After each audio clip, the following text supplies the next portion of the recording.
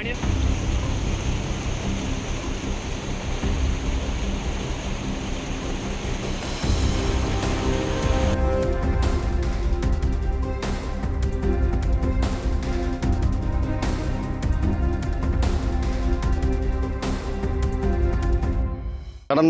4 நாளாக ஏற்பட்ட தொடர் மழையினால் இந்த வெள்ளம் ஏற்பட்டது.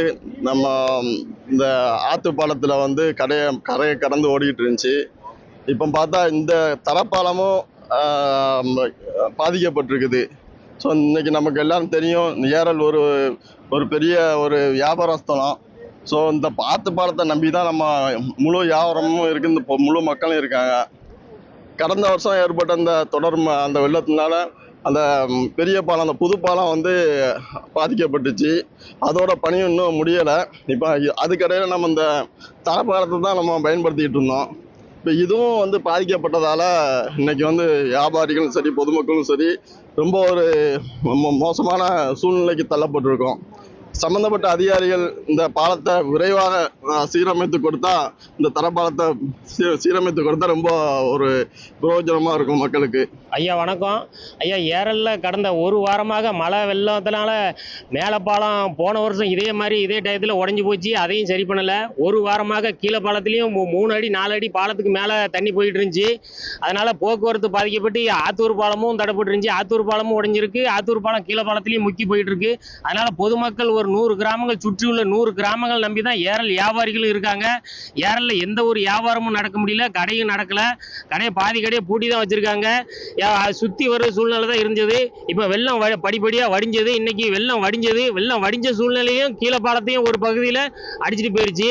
அந்த பாலத்தை வந்து போர்க்கால அடிப்படையில் சீரமைச்சு தரணும்னு சொல்லி கேட்டுக்கொள்கிறேன். ஏரல் தாமிரபரணி ஆறில் கடந்த 3 நாட்களாக பெரிய வெள்ளம் வந்து போயிட்டு இருக்கு. இந்த பெரிய வெள்ளத்தினால வந்து ஏரல் பொதுமக்கள் வந்து மிகவும் பாதிப்படைஞ்சிருக்காங்க. ஏரல் மட்டும் இல்லை, ஏரலை சுற்றியுள்ள குக்கிராமங்கள், முக்கியமாக ஆற்று பாலத்துக்கு தெற்க வந்து கிட்டத்தட்ட ஒரு 50 குக்கிராமங்கள் வந்து ஏரலுக்கு தான் ஜாமான் வாங்குறதுக்கு, மளிகை கடைக்கு, காய்கறி கடைன்னு சொல்லி எல்லாத்துக்குமே வருவாங்க. போக்குவரத்து வந்து முற்றிலுமே துண்டிக்கப்பட்டிருக்கு. இதனால் வந்து ஏரல் பொதுமக்கள் மிகவும் அவசப்படுறாங்க. போன வருஷம், கடந்த வருஷம் வந்து ரொம்ப பெரிய வெள்ளம் வந்து பெரிய பாலம் வரைக்கும் அடிச்சுட்டு போயிட்டு அது இப்போ வரைக்கும் சரிப்படுத்தலை.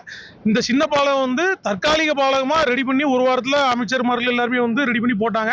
ஆனால் தற்போதும் அதே நிலைமை தான். போன வாட்டி மண்முடைகளை போட்டு தார் ரோட போட்டு இது பண்ணாங்க, சரி செஞ்சாங்க. ஆனால் இப்போ இந்த வெள்ளத்தில் அது எல்லாமே முற்றிலும் நீங்கள் பின்னாடி பார்த்தீங்கன்னா தெரியும், அந்த பாலங்களை எல்லாமே அடிச்சுட்டு போயிட்டு இப்போ அந்த குழாய்கள் எல்லாமே இதாயிருக்கு. இன்னைக்கு வந்து தண்ணி வடிஞ்சிருக்கு. பாலத்தில் மக்கள் எல்லாருமே வந்து வேடிக்கை பார்க்குற நிலைமை தான் இருக்குது. ஆனால் போக்குவரத்துக்கு எந்த விதமான செயலுமே இது வந்து செய்யலை.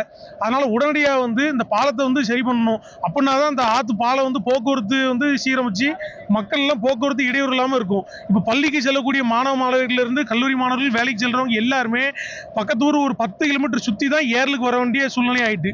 அதனால உடனடியாக இந்த அரசு வந்து இந்த பாலத்தை சீரமைச்சு உடனடியாக போக்குவரத்துக்கு வந்து எந்த இடையூறு இல்லாமல் செயல்படுத்தணும்னு கேட்டுக்கொள்கிறேன். செய்திகளை உடனுக்குடனும் துல்லியமாகவும் தெரிந்து கொள்ள சப்ஸ்கிரைப் பண்ணுங்க.